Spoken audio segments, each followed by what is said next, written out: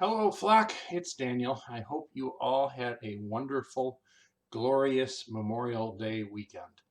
I had a wonderful time with my family. Actually, got out on the boat several times and just enjoyed the warm weather and the beautiful sunshine immensely. So I hope that some of you got to at least get outside and get a little bit of enjoyment. Our winter was long and difficult, and it was good just to have a little escape from that. Today, I have an opening slide that is a little bit more traditional, probably the most traditional one that I've placed on a slideshow since the beginning of my teaching. A flock is most obviously a flock of sheep. In this specific case, on the right, I've included a photo depicting the shepherd who would leave the flock of 99 to rescue the one lost sheep. I think it's important to realize the spiritual parallels of that visual, remembering that the sheep was once part of the flock and that he strayed, and that the shepherd was willing to pull himself away from the flock, put himself at risk, and go help the one sheep who'd been caught in something that he shouldn't be. This relates to the lesson which I'm going to talk about today, so I included that as the primary slide. Today I'm going to talk about one word. Well, many verses, but one word. The word restoration. What does that word mean? How do we use it? Does the world need restoration? And do we need restoration? So first, what does it really mean to restore something? The root of the word restoration is the word restore. When we restore a deck or a boat or a car, when we restore worship eventually at Calvary, when Israel longed to restore the temple in Jerusalem, the word restore gets used a lot in language. I think it's important to understand what we mean when we talk about restore, and if it has multiple meanings, or if they tend to be fairly consistent. So maybe you think of restoration like you think of your old deck in your backyard. This is a picture of my backyard deck. The deck's been there since 1994, and I'm in the middle of a restoration project right now, trying to save that old brown deck, which was better at making slivers in feet and burning feet than it was at actually being a deck. Some wood was falling apart, there's holes, it needed either replacement or refurbishment. So I've been in that process. This is a picture of that deck today. I've coated it a couple of different times. Applied porch paint to the balusters, and it's coming along. Now when you walk on it under feet, it feels like a nice sticky plastic that isn't slippery and isn't slivery and works much better. Looks good too, at least I think it does. It'll probably get a few more years before I have to replace it. That was kind of the intent. It's restored.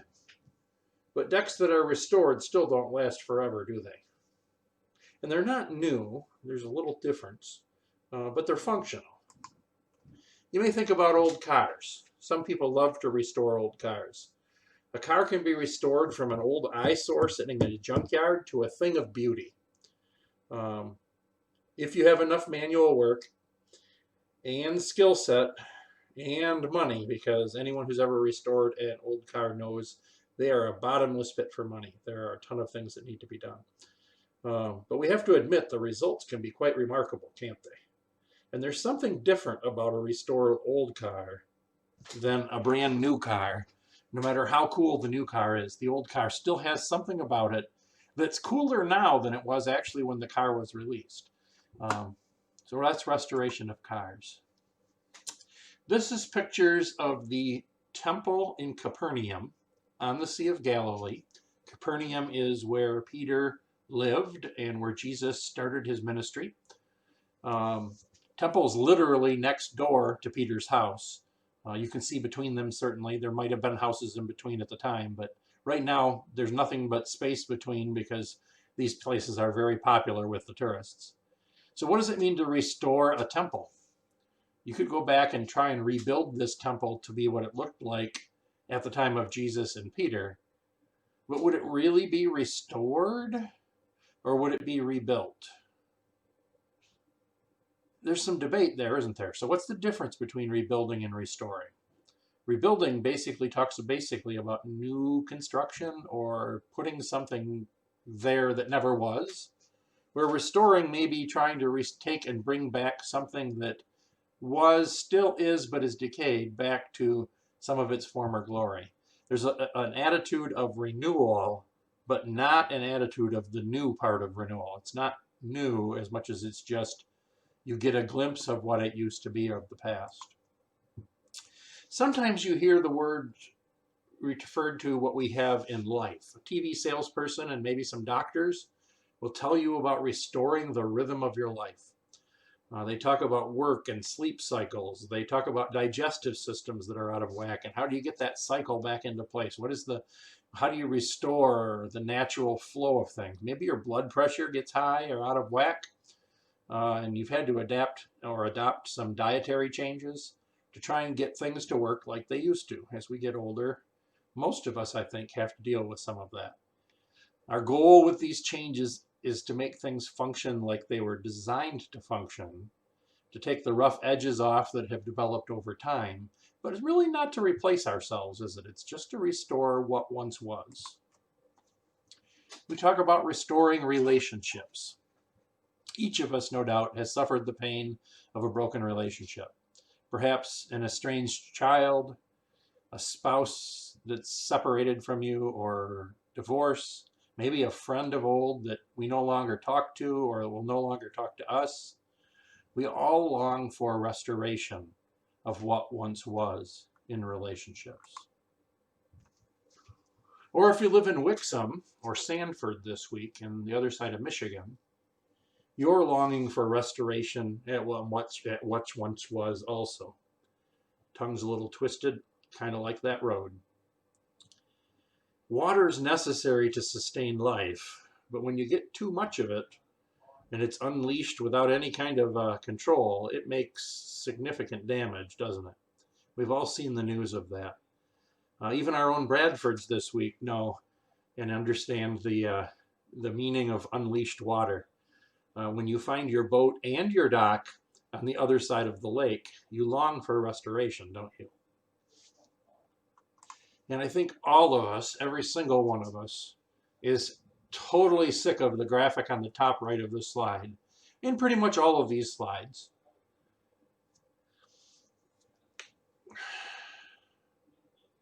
And all of us long right now for a restoration of life like what we considered normal.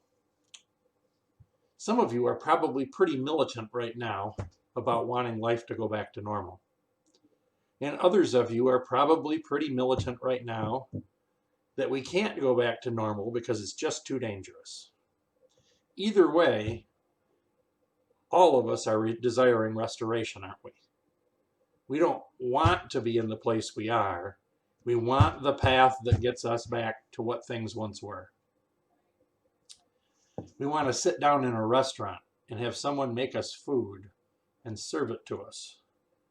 We want to sit in a pew at church, be able to not wear a mask and sit 3 rows apart and have to wave to people across the room. We want to be able to sit in the fellowship hall, maybe have a cup of coffee and talk to our friends. We don't want to have to deal with every single thing, everywhere, that's giving us conflicting information, sometimes from the same sources day after day, where you get told one thing and then get told the other. Then everybody remember the old playground equipment I've got shown in the bottom left here, where you'd climb on and someone would stand alongside and start pulling and spinning, and it'd start out like tons of fun, kind of a merry-go-round. And eventually, though, you'd be sitting in the middle or sitting on the edge, holding on for dear life, maybe sick to your stomach, maybe flying off or breaking an arm, wishing it would just stop. Just let me off, please. I think most of us have experienced that. Maybe the youngest generation now hasn't, but those things used to be death traps. Anyway, I've had enough of this ride. No, I'm not depressed. I'm just kind of really irritated that everything has become so much more complicated than what we think it really should need to be. I long for restoration. So today I'm going to talk about mostly spiritual restoration. We often talk in church about conversion or salvation. That's when a heart changes from rebellion against God, turns around via repentance, and walks the other direction. Repentance followed by forgiveness. Hopefully everyone here watching this has experienced that. If not, I'd be glad to talk with you about it. It's the most important decision you can make in life, to follow God rather than our own minds. But that said, we don't talk as often about restoration, do we? Each of us kind of has a different perspective, I think, on this word. When we stray or make bad choices, we long personally to be restored. Sometimes we think that these things become insurmountable obstacles. We think it's hopeless. Like when our grass burns up in August, or becomes mostly clover and crabgrass and not regular grass. We wonder if it can ever be made to grow green again. But every spring, just like the last couple of weeks, God makes it green again, doesn't he? He also makes it grow so fast, perhaps too fast, that we have to mow it constantly. I'm at that stage right now, but I'm always amazed at how things come back in the spring with a new life that we just could never have designed on our own and become this beautiful thing in Michigan in spring. When God looks at grass, he's not intimidated by burned out grass or weeds. Neither does he look at us like impossible restoration projects. Let's read some scriptures and talk a little bit about restoration. Joel 2:25 says, "And I will restore you the years that the locust has eaten, the cankerworm, the caterpillar, the palmer worm, my great army which I sent among you." God's ultimately in charge. Who does the restoring here? Only God. He sent the locust, he sent the worm, he sent the caterpillar, and he does the restoring. He sent COVID-19. Amos chapter 9 verse 14 talks about bringing Israel back from exile, restoring Jerusalem and the temple. Job chapter 42 talks about God's restoring of Job's fortunes after Job prayed for his friends. We all know how great his friends were.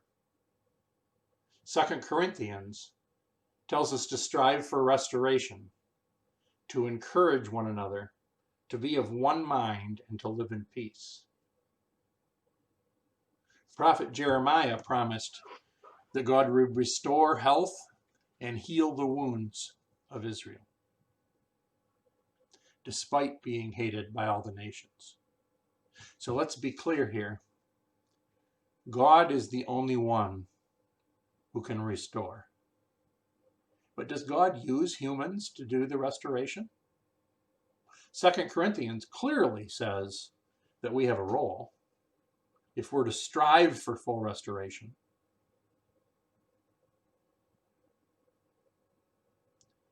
Have you ever thought about someone who you think should have restoration and maybe wished that they wouldn't get restoration? Perhaps it's someone who fired you unjustly or mistreated someone you love. Perhaps they abused you or left someone so badly damaged that you want them to get what they deserve. Isn't it a good thing that God does the restoring and not us? But God does ask us to participate in the restoration of believers. It's a lie of Satan that we are no longer useful to the Heavenly Father. Galatians 6, verses 1 through 5 is where I'm going to spend most of the rest of this lesson. It's a lesson that God gives us on how to help restore a brother or sister in faith. First, who does the restoring here? First three words, brothers and sisters. Who can restore someone? Trick question, it's God. It's not brothers and sisters. But people of faith can help. Not just anybody, but people of faith. And who can be restored? If someone is caught in a sin. Now I want to make sure we understand what that means. That doesn't mean, oh, you were sinning and you got caught. That's kind of an English American way of using the phrase, and it's not actually the way that it's written here. What it means is someone who got trapped in a snare is really a more close interpretation of what that word means. They were going about their business. They did something, perhaps got a little too close to the edge or whatever, but they got trapped in a snare. This is not purposeful, hardened, I want to commit sin. This is a person who got trapped in a snare. Maybe weren't totally innocent, but a person who got caught, being they got stuck or caught, but not caught like, oh, I got caught because I was doing something and I got away with it 3 times and the 4th time I got caught. That's not what we're talking about here. So perhaps it's someone, let's say an example, someone walking the line, been a sober person for years. Someone offers them a drink and they think, you know what, I'm over that. They could have a drink and they end up going off the deep end until they're stone drunk. Or perhaps it's someone in temptation who thinks that they've tackled their trouble with lust and ends up with a page on a website that brings them someplace, and that temptation comes back and they have a hard time getting away from it. Or maybe it starts out innocently, like we're sharing prayer requests, and it turned into a real gossip problem. You know, you really need to pray for Mary. She's been caught up in all kinds of unseemly things. Or Jim needs prayer. He's smoking again. Or, you know what? I think the pastor needs prayer. I saw him buying a paper on Sunday the other day. Now, I was going to use the example. I saw him going into a bar, but we all know nobody went into a bar on Sunday. At least not right now. But at this point, there are people who are Christians who are struggling, have fallen back into bad habits. Statistics say that in the last 2 months, alcohol sales are up 80%. Means people are falling back into bad habits. Sometimes intentionally, sometimes they're just caught up in the stream of humanity. They're just dealing or self-medicating with the problems in their life. Calls to crisis lines have skyrocketed. We have significant problems that people have fallen into, and some of those are believers. So anyway, caught in a sin means ensnared. It doesn't mean, oh, I got caught. Not choosing to go into sin and not desiring to get out. I think sometimes we fall into the case where we want to help someone get out of sin so badly that they don't want to get out, and we're trying to drag them out of the mud and just getting muddy ourselves. This text is not talking about us wanting someone to get out of sin. It's about helping a brother or sister who wants help to get out. Who should help them? What does the text say here? Those who live by the Spirit.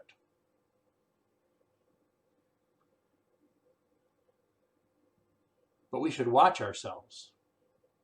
Otherwise, we might also be tempted, it says. So we need to be careful here. The first command is walk in the Spirit. If you're not walking in the Spirit, well, that's part of the reason why people fall to the temptation of sin, isn't it? So it's important that you be walking in the Spirit. We have no business trying to fix other people's problems if our own lives are showing the same symptoms. Trying to save a drowning man without your own support, whether it be a life preserver or a rope or a firm hold on something, is the fastest way to drown. There's no excuse to be like Job's friends who sit in judgment of Job and don't help at all. But at the same time, you don't jump into the problem unless you know what the problem is and that you have a hand on the firm foundation also. Verse 2 says, carry each other's burdens. In this way you fulfill the law of Christ. This is about obedience. We are commanded to help carry the burdens of others. not to avoid them, but to help them. Ecclesiastes chapter 4, verse 12 says, a cord with 3 strands is not easily broken. It's one of my favorite quotes. So you see, you can break a rope with a single strand fairly easily, but it's really difficult to break a rope with 3 strands because each one of them supports the other. Incidentally, the science behind that is if you have a bunch of fibers that are all connected end to end with little teeny sections of fiber, the adhesion between the ends of the fibers is quite weak. But when you weave 3 strands together, you're pulling sideways on each of the fibers because the fibers wrap around each other. You end up with a rope that's at a bias or at an angle, similar to how a tire is constructed in a bias ply tire.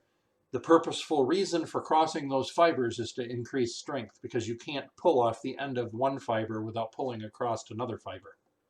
It makes the rope more strong. It's much tougher to break fibers horizontally than to pull them apart end to end. And when believers band together, they each have different strengths and weaknesses, so you're pulling sideways instead of lengthwise at the ends of our fibers in the same way, in these virtual fibers. We can help each other up when we fall because we're standing in a different position than the person who's fallen.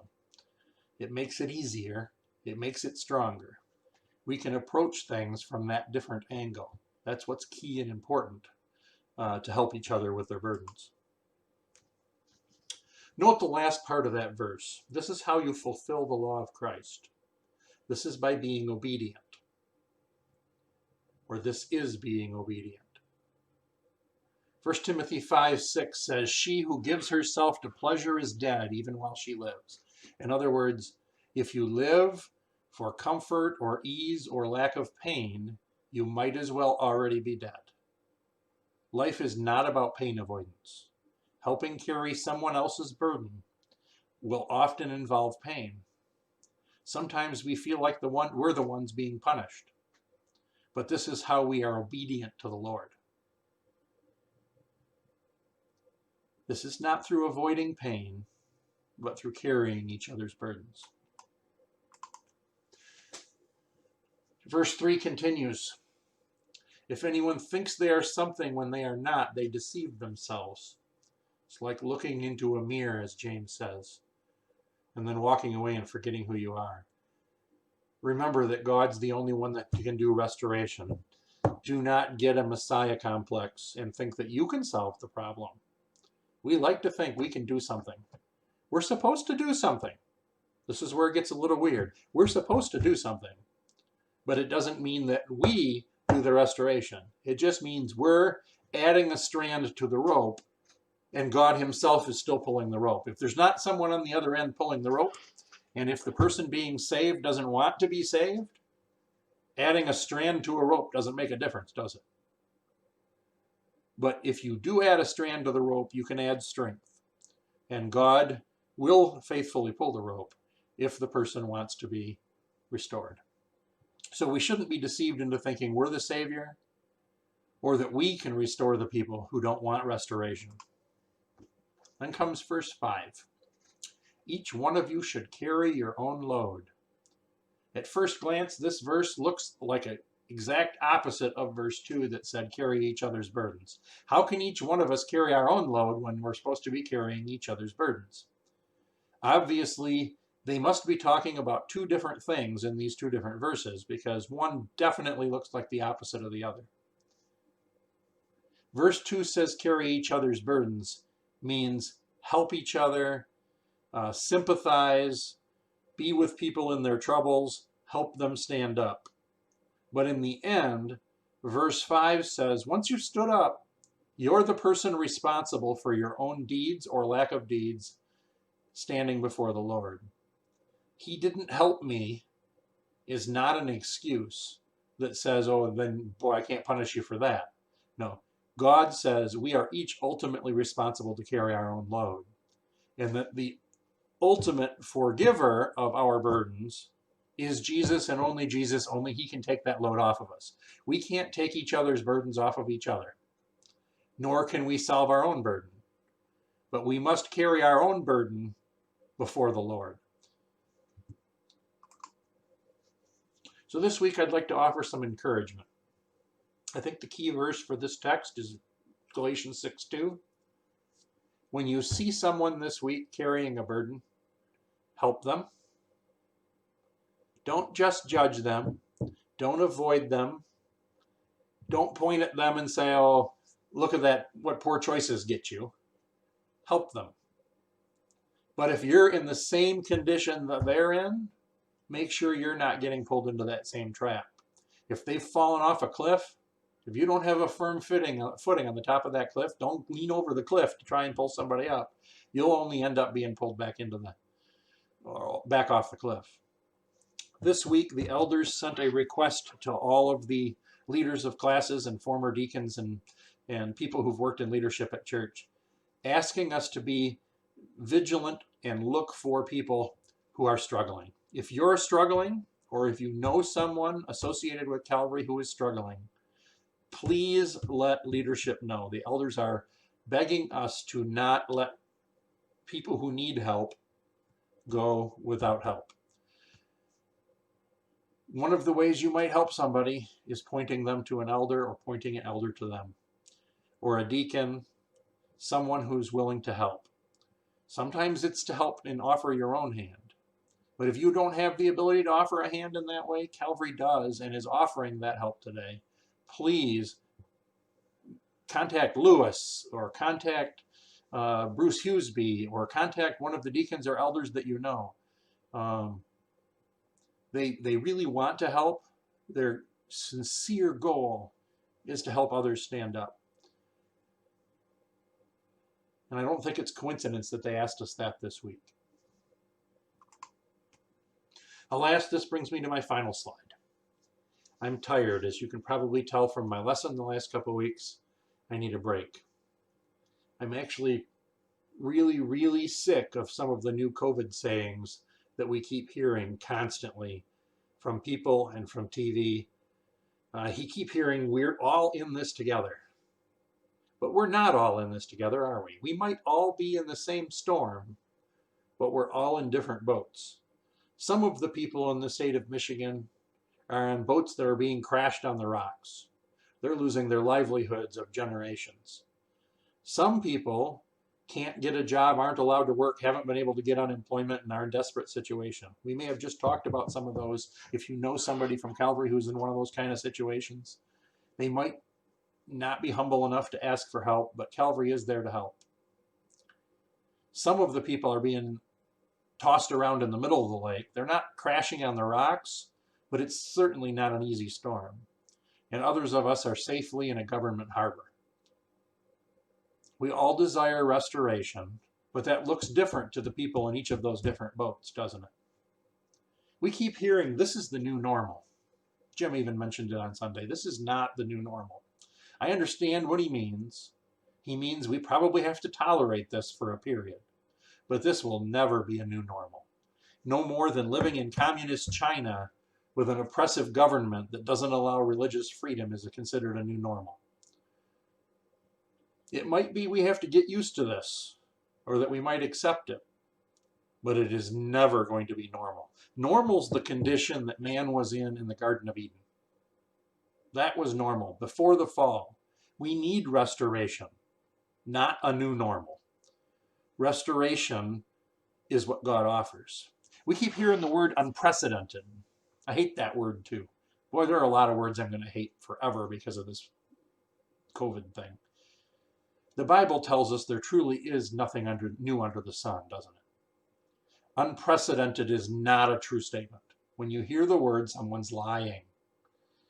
There is nothing new under the sun. If we read history books, there have been pandemics far worse than the one we're experiencing. Yes, it's the worst thing we have right this year, for sure, but this is not unprecedented. If we read history books, we can find things like the Spanish flu or bubonic plague or cholera or malaria that killed millions and millions of people. And in a time we didn't have a clue on how to deal with anything. So no, this isn't the worst thing ever. It is not unprecedented. So I'll say all that just to let you know, I'm kind of worn out by months of this. Honestly, it takes a while to edit these videos, to produce what I want to talk about, to research the Bible verses, to make the slides, to find photos online, put them all together. When I do it for class, I typically put a day or a day and a half into it. It's taking me longer than that to do that with these slides online, because then I also have video production and editing. And I'm not great at it, but I'm just tired. No, I'm not depressed, but I do need a break. So the warm weather's here, and I need to relieve myself from the stress of producing a video every week.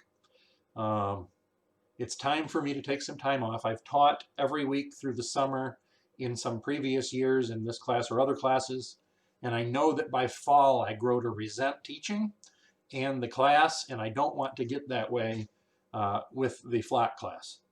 I need to take a break, and the best time to do that is when it's warm and sunny, when I have vacation, when we can't meet together anyway.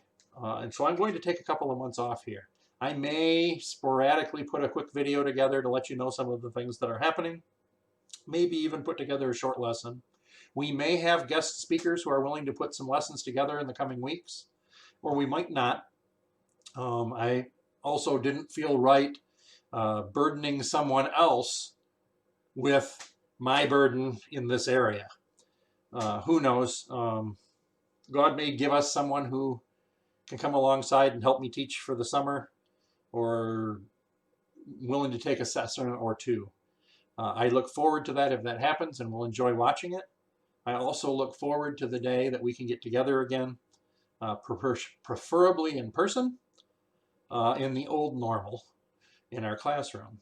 But if God chooses not to give us that, I look forward to seeing you again when God lays it on my heart that I need to prepare another lesson. Thank you all for listening to me talk. Please understand the point of the lesson. Hold out a hand, help someone carry their burden, but make sure you're not going to fall in at the same time you're helping. Thank you all, and have a good week. Goodbye.